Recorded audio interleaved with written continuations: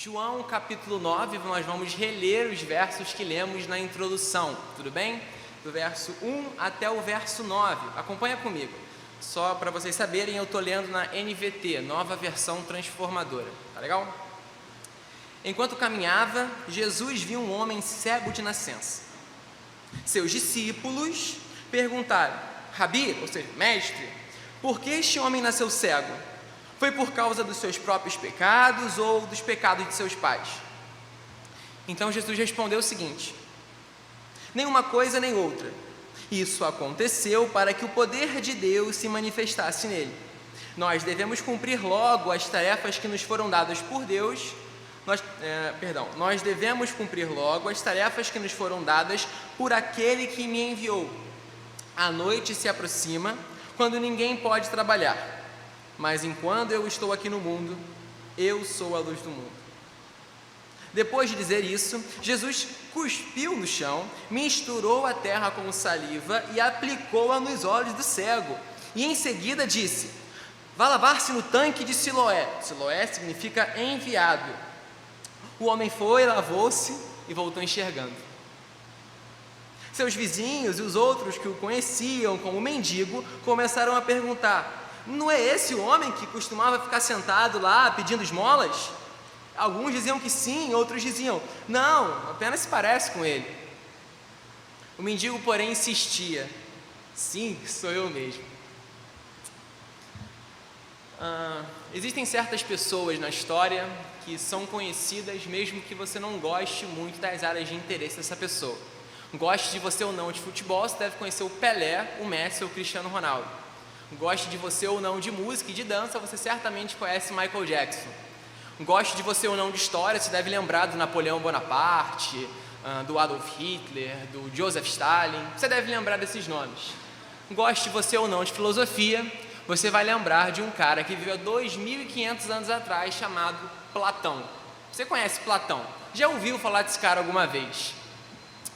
Platão, ele escreveu um livro chamado A República, e nesse livro ele propôs uma alegoria muito conhecida, chamada a Alegoria da Caverna. Veja bem, uma alegoria é um modo de ensinar. Na alegoria, Jesus usa isso de vez em quando. Na alegoria você conta uma história e depois interpreta essa história para ensinar alguma coisa. Veja a Alegoria da Caverna. Platão propõe o seguinte para aquele que está ouvindo: imagine que existe uma caverna, e nessa caverna existe um grupo de pessoas que está presa, acorrentada pelas mãos, pelos pés e pelo pescoço, de modo que você não consegue nem mesmo movimentar o pescoço. Essas pessoas estão presas lá desde sua infância e nunca experimentaram outra coisa senão aquela vida. Isso quer dizer que desde a infância só o que elas sabem fazer é, numa caverna, olhar para uma parede imóvel. Lá atrás da caverna tem um foco de luz, e nesse foco de luz ele projeta uma sombra na parede da caverna, e lá atrás as pessoas do mundo real estão passando, projetando sombras. Quer dizer que tudo que as pessoas na caverna sabem fazer ao longo de toda a sua vida é olhar para as sombras. Então toda a realidade delas se resume àquelas sombras. Elas nem imaginam que existe um mundo real, elas só imaginam que existem sombras na parede, e elas interpretam que aquelas sombras são divindades. Os sons que vêm de trás, elas imaginam, estão saindo das sombras. Tudo que elas sabem é aquele mundo, é aquela caverna. Até que então, um belo dia, as correntes se desprendem de uma pessoa e ele resolve olhar para trás e sair da caverna. Bem, a primeira coisa que acontece com ele é um choque. Pô, existe coisa fora daqui. Depois os seus olhos começam a doer, porque ele esteve a vida toda acostumado a viver nas sombras e agora ele tem o impacto do mundo real. Sabe quando você está dormindo lá, alta madrugada, e alguém entra no seu quarto e acende a luz?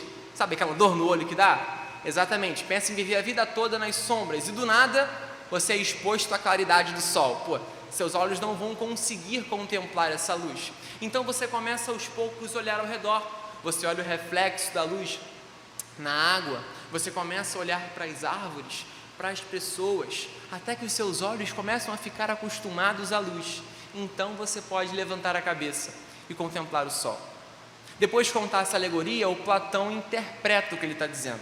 Ele diz o seguinte: o mundo sem conhecimento é um mundo em que as pessoas estão presas, acorrentadas, acostumadas com o pouco, acostumadas a olhar para as sombras e só verem aquilo, interpretarem toda a realidade da vida e da existência a partir de sombras, até que a sua alma se liberta e você pode contemplar a luz do mundo real, uma luz que está acima da humanidade.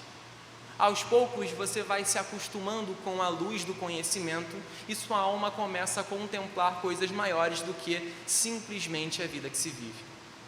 Veja bem, isso é bonito e podia até ser algum texto bíblico, mas eu estou falando de Platão, que viveu 500 anos antes de Jesus. O que Platão quer ensinar com isso, 2.500 anos atrás, é que a busca pelo conhecimento, a busca pela filosofia, a busca pela sabedoria pode te libertar de viver a vida preso a simplesmente seguir sem olhar para os lados e para trás e tão somente se contentar com pouco. Existe mais para essa vida do que simplesmente a vida que se vive, queria dizer Platão. E todo aquele então que sai da caverna e começa a contemplar o mundo e a luz do sol, agora não consegue mais viver a sua vida quieto. Por quê? Porque ele se lembra que as pessoas com que ele cresceu e passou toda a sua vida estão na caverna ainda se contentando com as sombras.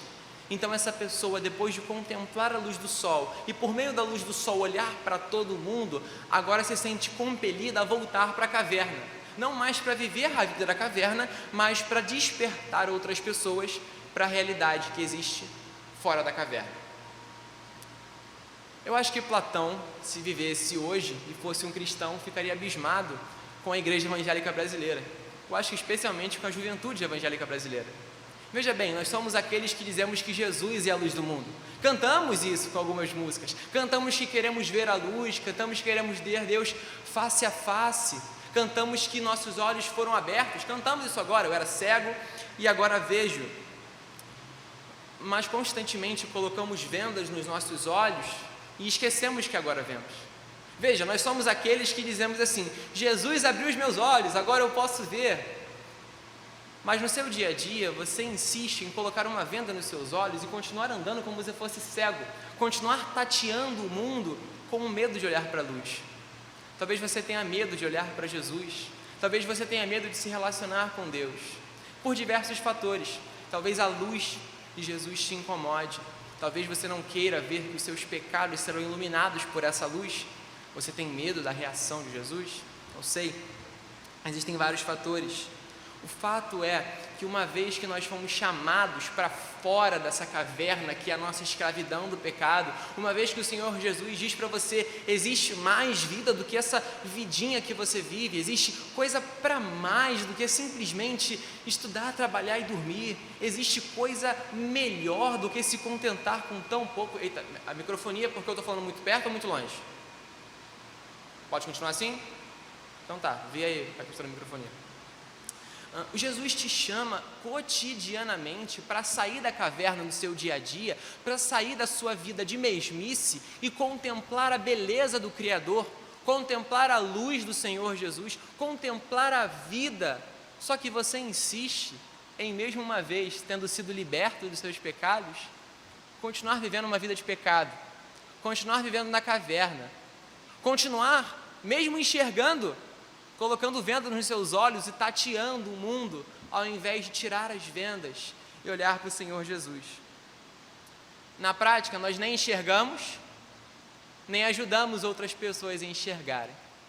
O texto que nós lemos hoje fala de um encontro de Jesus com alguém que não enxergava. E ele o faz enxergar. E o que se pode ver aqui é que Jesus se apresenta como a luz. E se ele é a luz do mundo, ele não pode conceber que uma pessoa não veja. Então ele traz a luz do céu para essa pessoa. O que eu quero te falar nessa noite é que existe, primeiro, mais para essa vida. Primeiro, existe mais do que só sombra. Você não precisa se contentar com tão pouco. Você pode experimentar mais do que só sombras. Por isso eu quero falar para você hoje: veja. E uma vez que você vê a luz do sol, uma vez que você vê o Senhor Jesus, uma vez que Jesus brilha na sua vida e agora você passa a enxergar as coisas ao seu redor com mais clareza, você vai ajudar outras pessoas a enxergar. Por isso, eu quero propor que nessa noite olhemos para esse texto nessas duas chaves. Veja e ajude outras pessoas a enxergar. Para isso, eu quero te convidar a ver comigo, verso por verso, como essa história de Jesus com um cego pode falar ao seu coração sobre enxergar e ajudar outras pessoas a enxergar. Eu só preciso tomar uma água antes disso.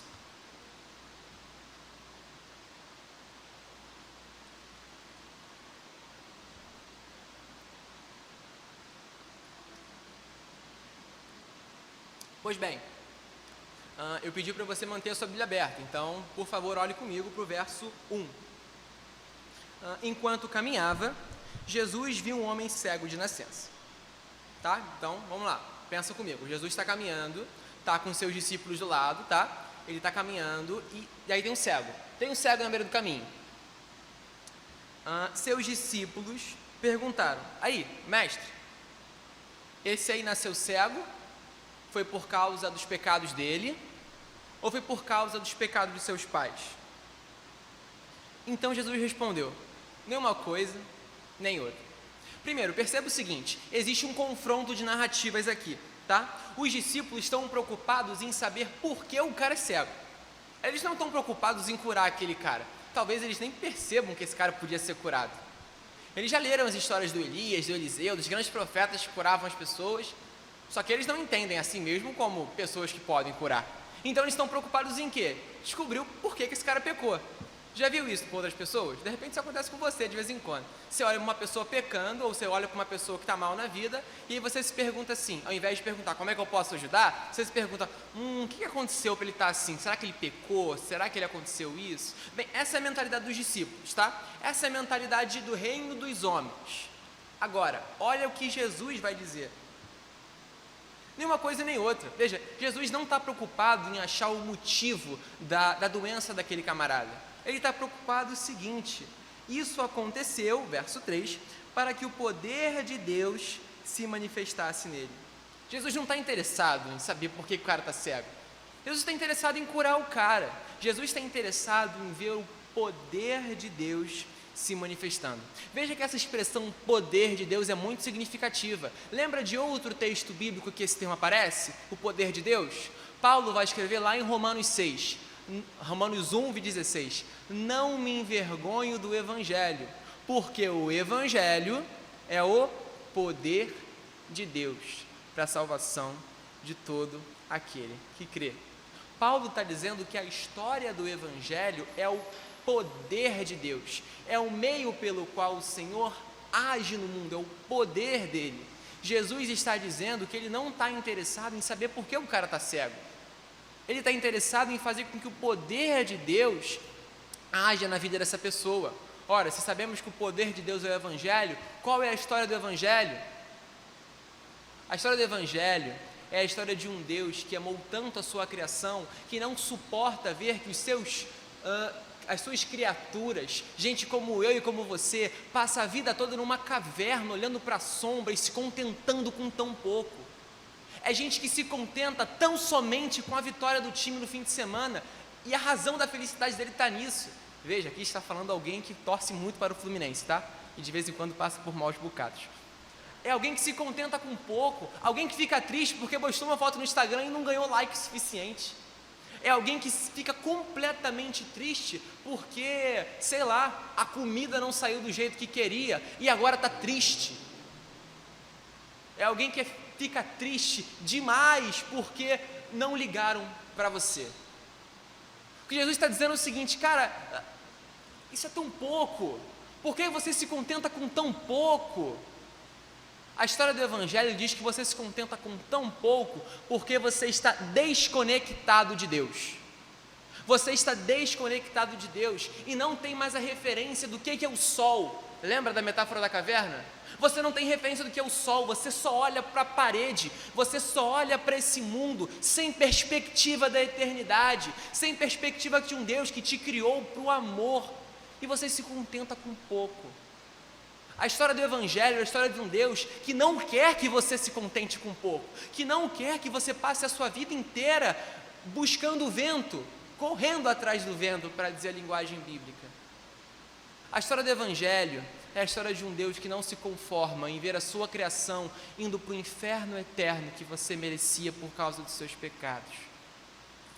A história do Evangelho é a história então de um Deus que resolve se encarnar e vir à humanidade. É a história da luz que está acima do sol, que brilha mais que a luz do sol, descendo até a nossa escuridão, nos pegando pela mão, por meio de sua morte e ressurreição, nos reconectando com Deus, perdoando os nossos pecados e agora dizendo o seguinte: olha para a luz, tenha comunhão comigo, agora você pode viver, porque eu morri e ressuscitei.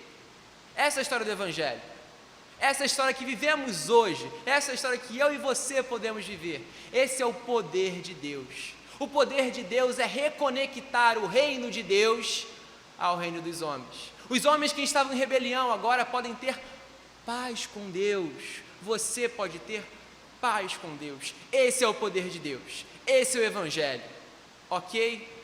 Você pode ser reconectado com Deus. E o que Jesus faz a vida toda no seu ministério, e o que você pode ler ao longo de todas as passagens dos Evangelhos, é um Jesus que está reconciliando a humanidade caída consigo mesmo.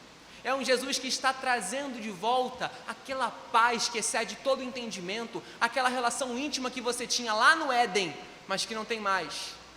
E agora você sente, para parafrasear o Neymar, saudade do que não viveu ainda.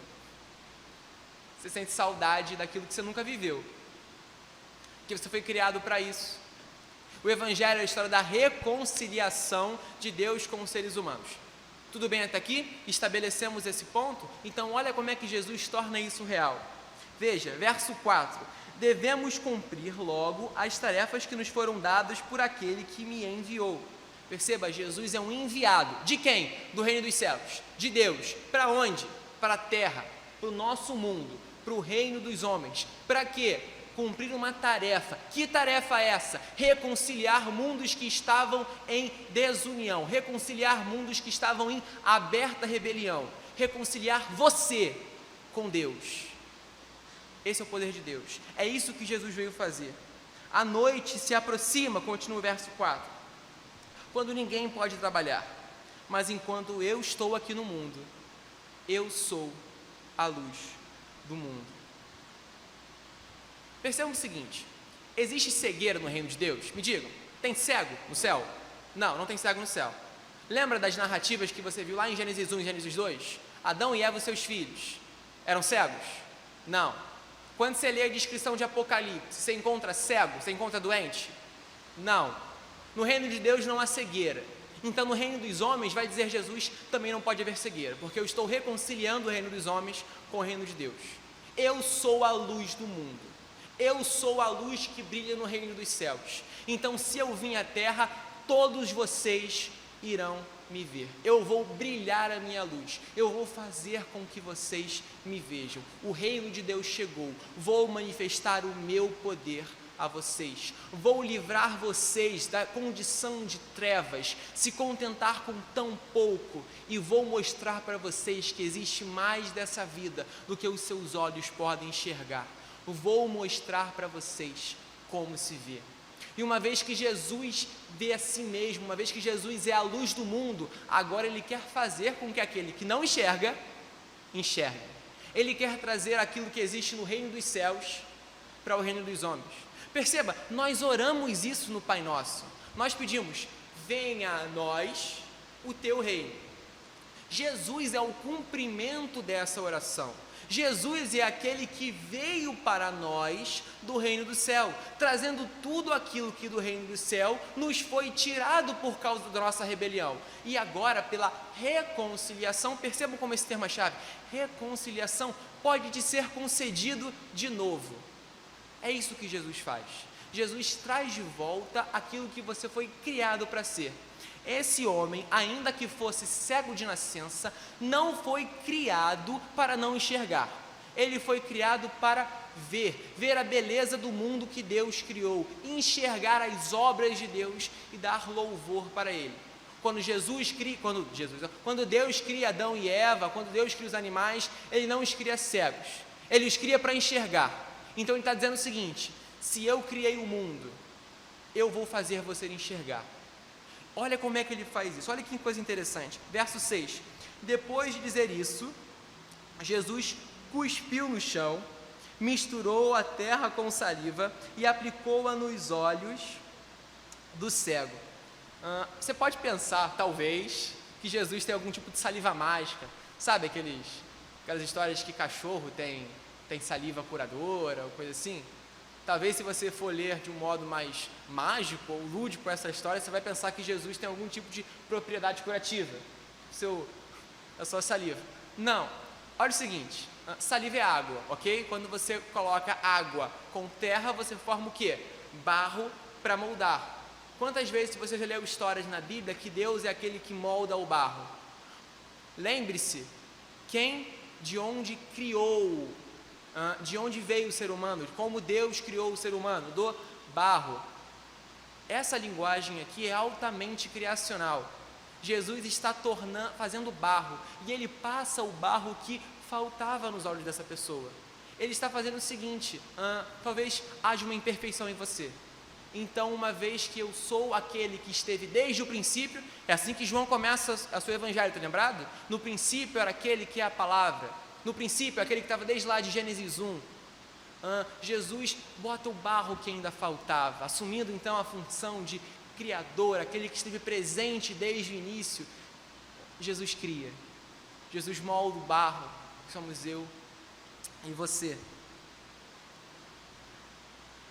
Depois esse cara vai se lavar, no verso 7, ele agora enxerga.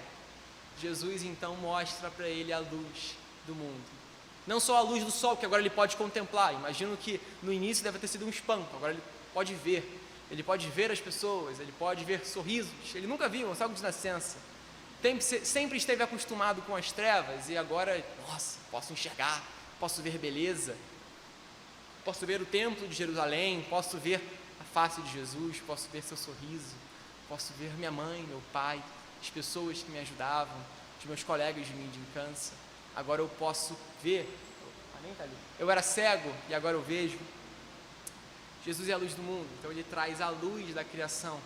Lembre-se mais uma vez da linguagem criacional. E disse Deus: haja luz, e houve luz. Jesus está dizendo que ele é aquela luz. Ele é o Criador, Ele esteve presente desde o início. Ele quer reconectar mais uma vez o reino de Deus, como era na criação, ao reino dos homens. Ele quer fazer isso com você. Ele quer te reconectar com Deus. Ele quer falar para você: existe mais para essa vida do que se contentar com tão pouco. Você pode enxergar a luz. Veja.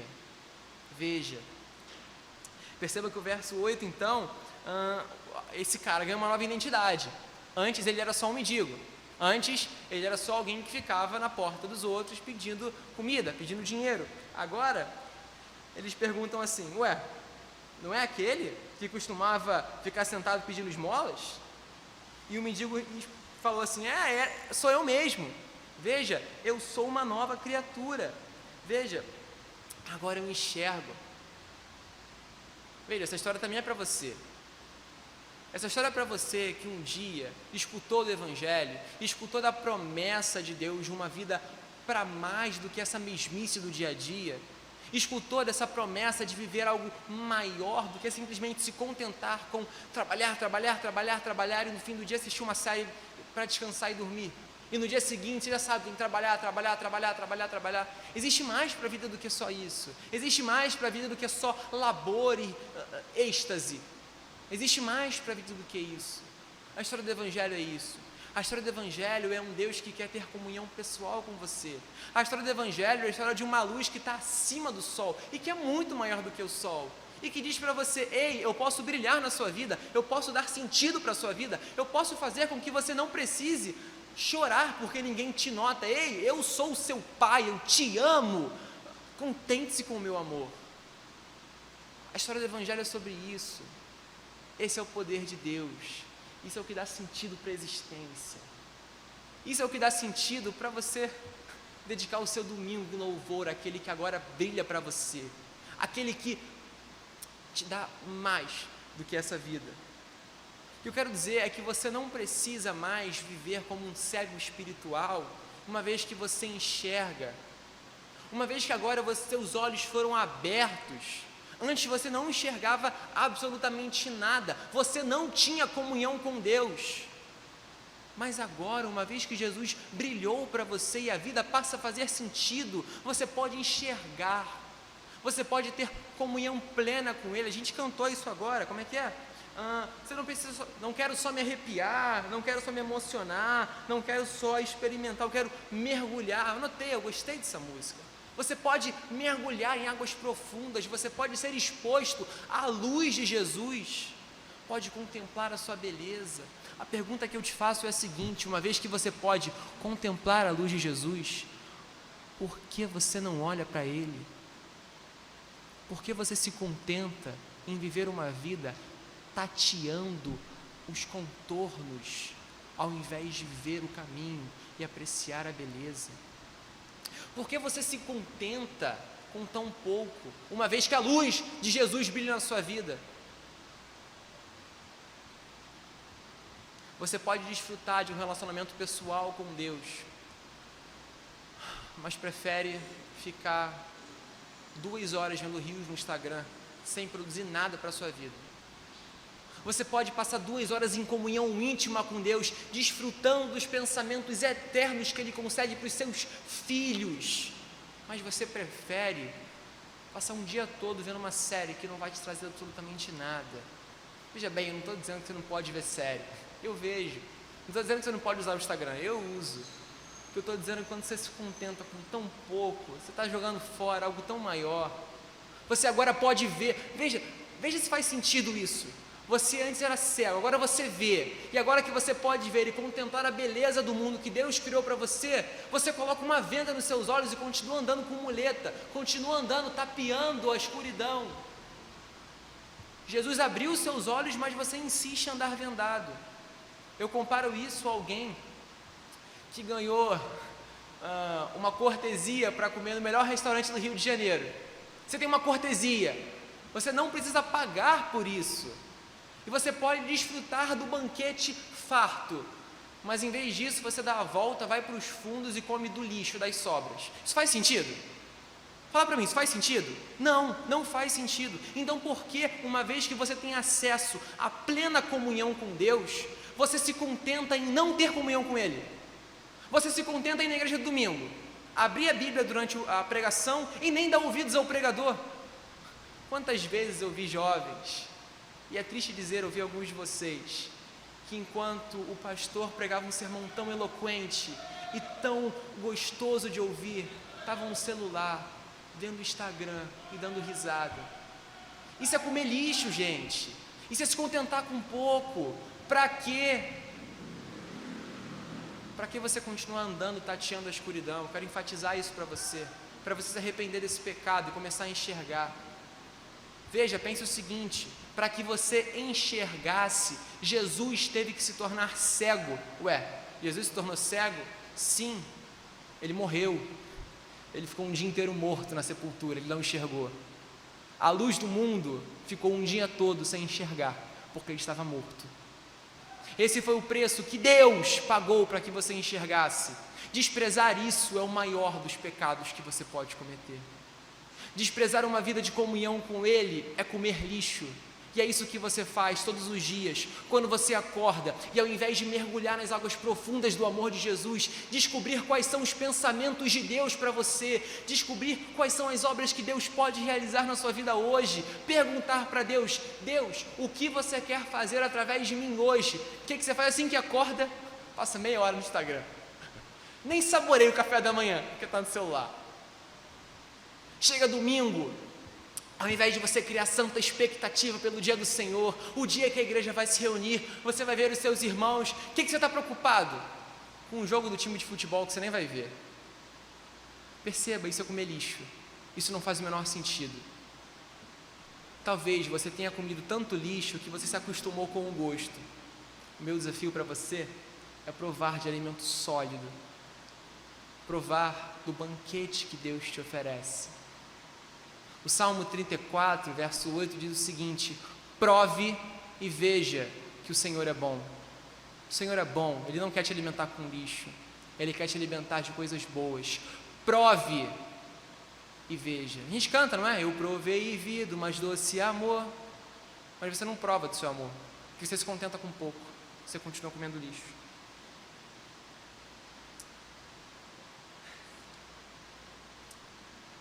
Quero te dizer que Deus não te criou para viver longe de Jesus. Deus não te criou para viver longe dele. Deus não te criou para ser repetitivo, e eu espero parar dessa repetição agora, para se contentar com pouco. A prova disso é que Jesus veio ao mundo.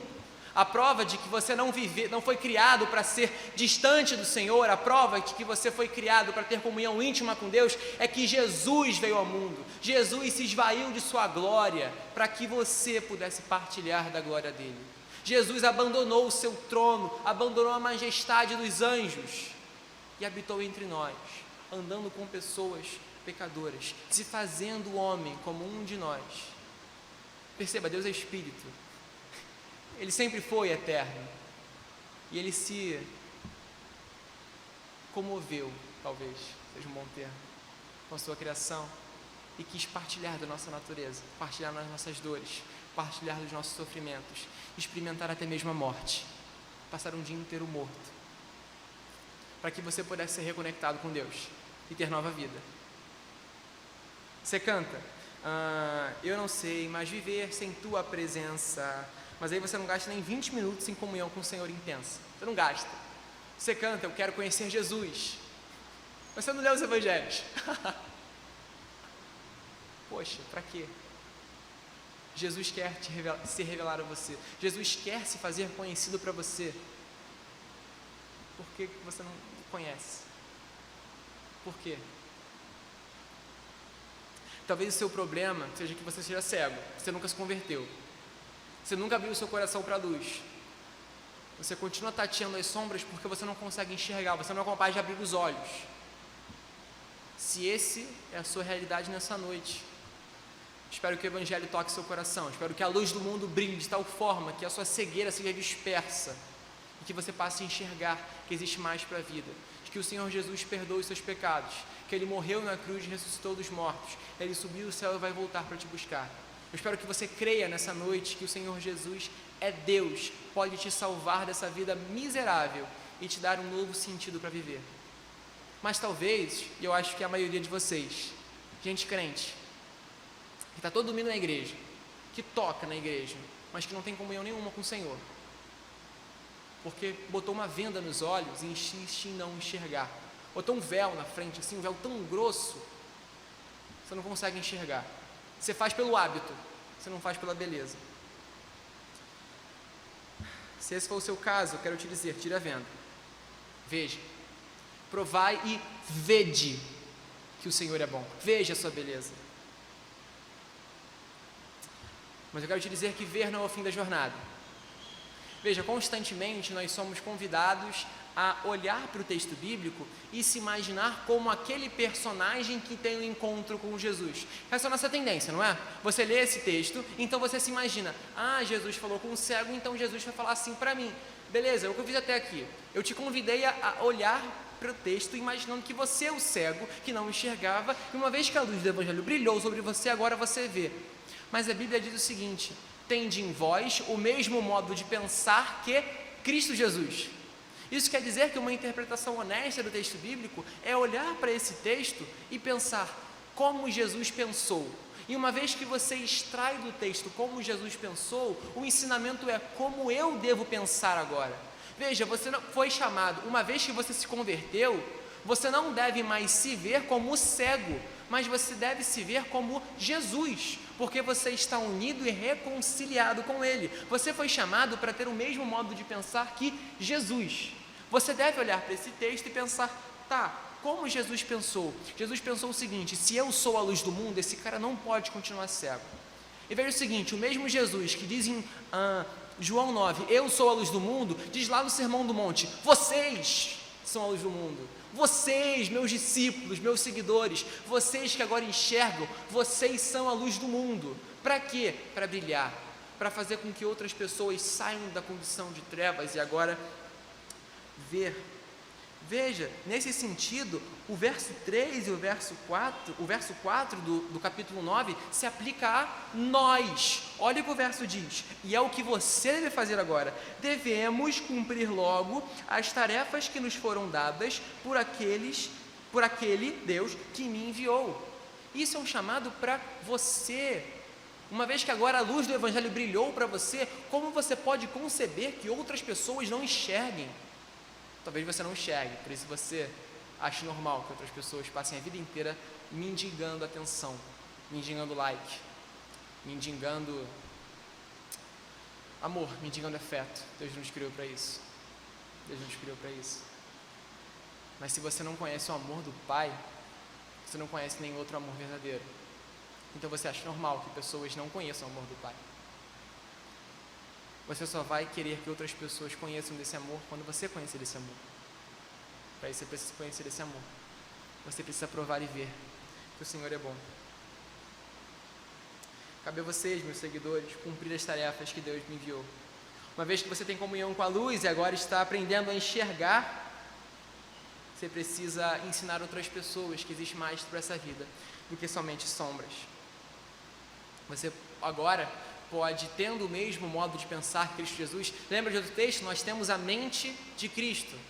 Agora eu olho para o cara que está mancando e vejo o seguinte: Jesus pode curar esse cara, então eu vou orar por ele, porque Jesus é a luz do mundo, e ele falou que eu também sou a luz do mundo, então posso ajudar outras pessoas que estão em trevas, sejam trevas físicas ou trevas espirituais.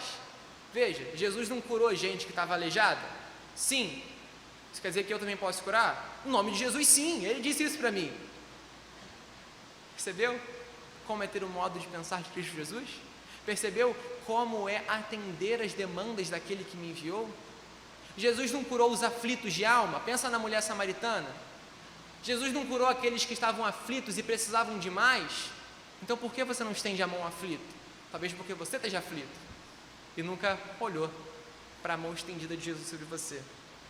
Veja e ajude os outros a ver. Veja, esse é o seu desafio diário, ok? Você vai sair daqui e vai ter que ver e ajudar os outros a ver.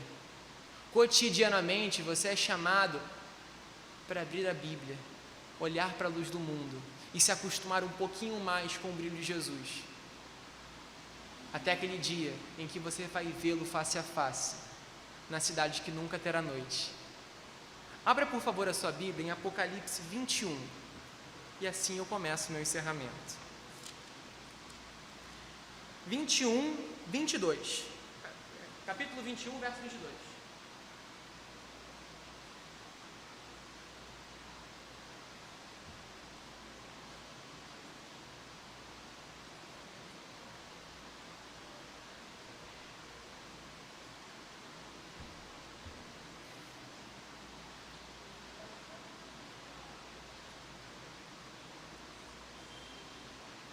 Essa é a descrição da cidade celestial, ok?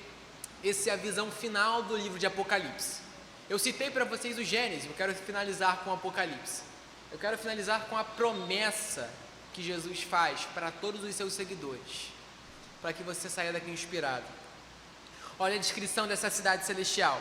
Não vi templo algum na cidade, pois o Senhor Deus, o Todo-Poderoso e o Cordeiro são seu templo.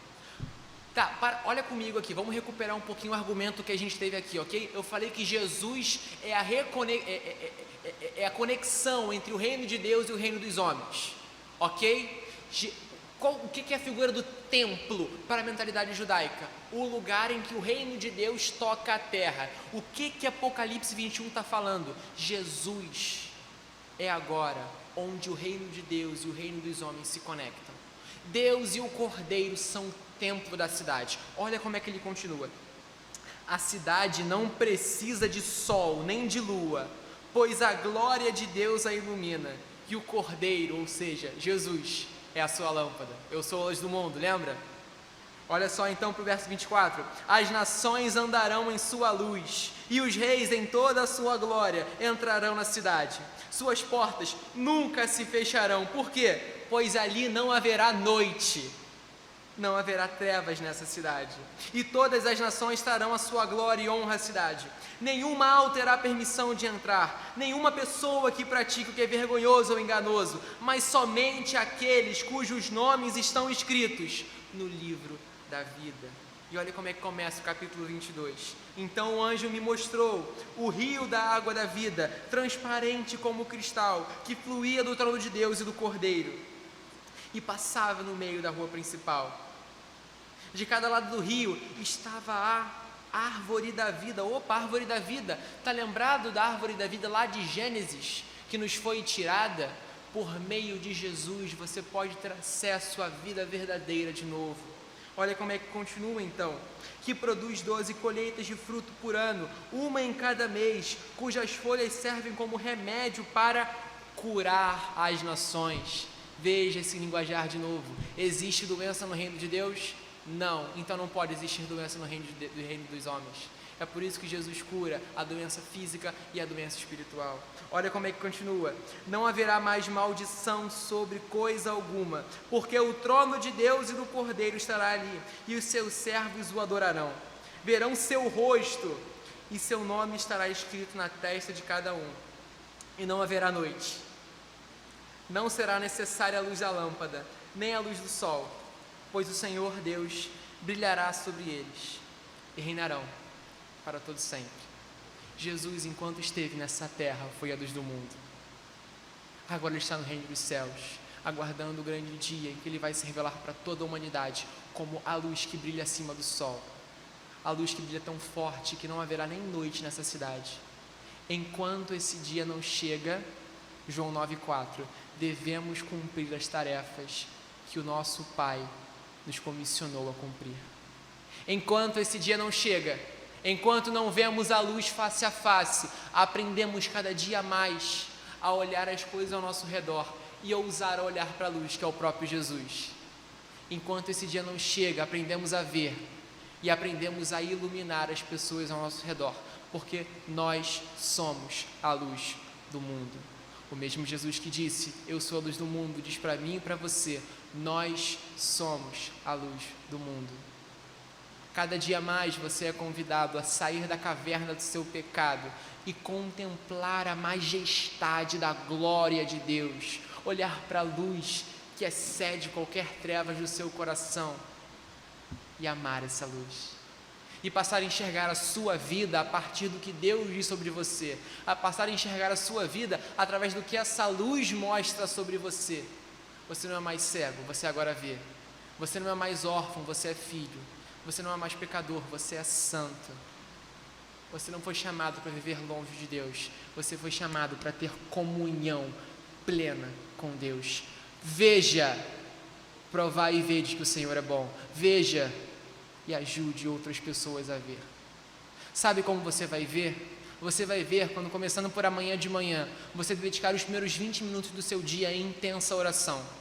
Você vai parar, você vai calar a sua vontade corporal de fazer qualquer outra coisa e vai passar os próximos 20 minutos da sua manhã em comunhão com Deus, lendo a palavra dele e orando.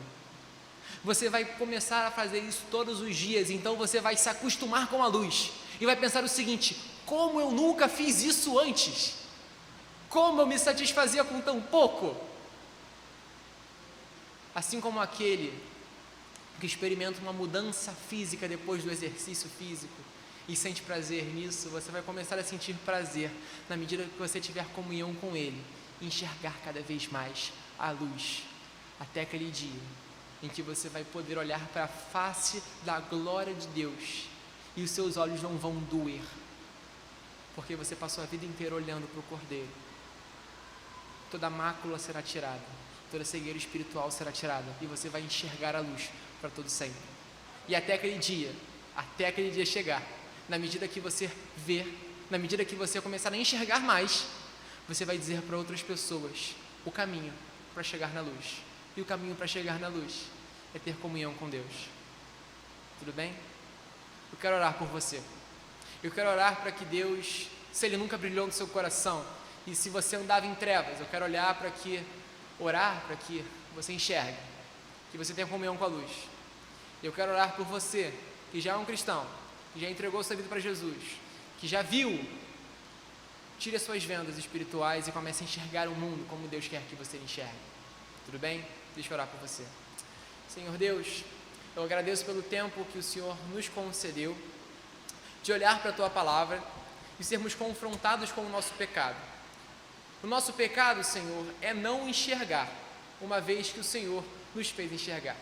O nosso pecado é recusar olhar para a Tua majestade e apreciar a Tua beleza. Perdoa o nosso pecado e nos faz ter comunhão com o Senhor. Eu peço que o Senhor ilumine os corações tenebrosos. Eu peço que o Senhor dissipe todas as trevas. Eu peço que o Senhor brilhe sua luz sobre os cegos e faça enxergar. Eu peço que o Senhor cure os doentes, satisfaça a sede da alma dos famintos. Satisfaça, Senhor, aqueles que se contentam com tão pouco. Te revela a luz do mundo e brilha sobre esse coração tenebroso. Confronta-os com o seu pecado. Revela-te, Senhor, como um Deus bondoso. Eu peço em nome de Jesus que o Senhor nos conceda a Tua luz dia após dia, para que possamos enxergar e ajudar outras pessoas a enxergar, até aquele dia que vamos passar toda a eternidade com o Senhor, enxergando a beleza da Tua majestade para todo sempre. Em nome de Jesus. Amém.